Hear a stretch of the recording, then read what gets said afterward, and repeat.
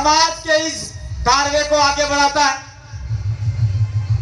कितने आदमी ने बढ़ाया, कितने साथियों ने बढ़ाया, यहां सुना, एक कान से निकाल दिया, घर गए, मामला खत्म।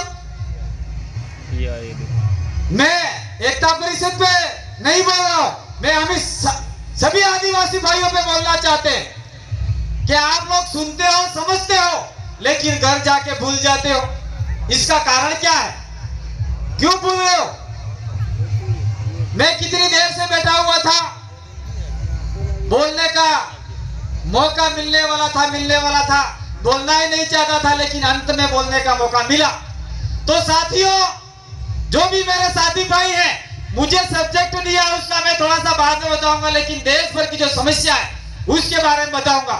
मध्य प्रदेश, गुजरात, राजस्थान, महाराष्ट्र, ये 4 राज्य हैं जिसमें अधिकतम भील आदिवासी समुदाय रहता है, और ये कहीं न कहीं आमने सामने जुड़ा हुआ है। लेकिन देश के अंदर बहुत सारा आदिवासी समुदाय रहता है। कोई संताल है, कोई गोंड है, कोई मुंडा है, कोई उराव है, कोई खासी है, कोई गारो है।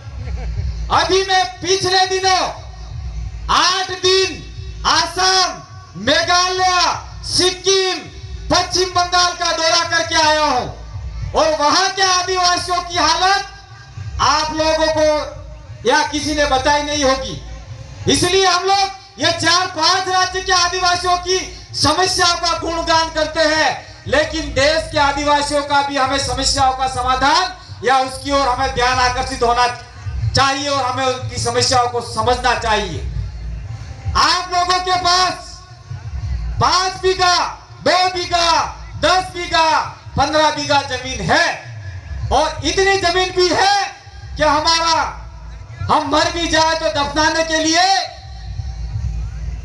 हमारे खुद की जमीन है, या शमशान घाट जलाने के लिए है।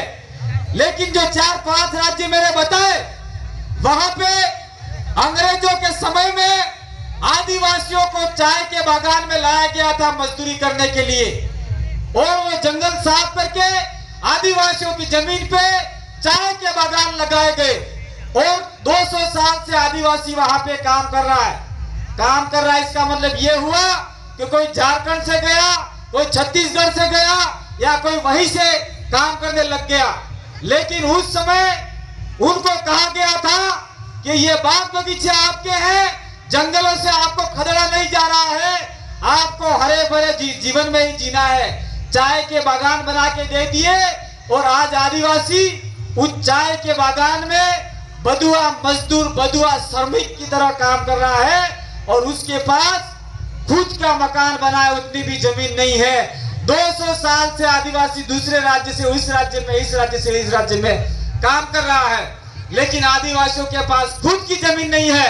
इसलिए इस देश के आदिवासियों से मेरा अपील है, मैं कहना चाहता हूं कि आप लोग राजस्थान, गुजरात, मध्य प्रदेश और ये जो महाराष्ट्र का इलाके से बाहर के आदिवासियों की आवाज बनो, और आज एनआरसी और सीए लग जाएगा तो देश में सबसे ज्यादा आदिवासी डिटेंशन सेंटर में जाएगा। उसका जिम्मेदार कहीं न कहीं हमारे नेता हैं, कहीं न कहीं हम हैं। ये बात हम लोग को जितना जल्दी समझ में आए उतना समझ जाना चाहिए।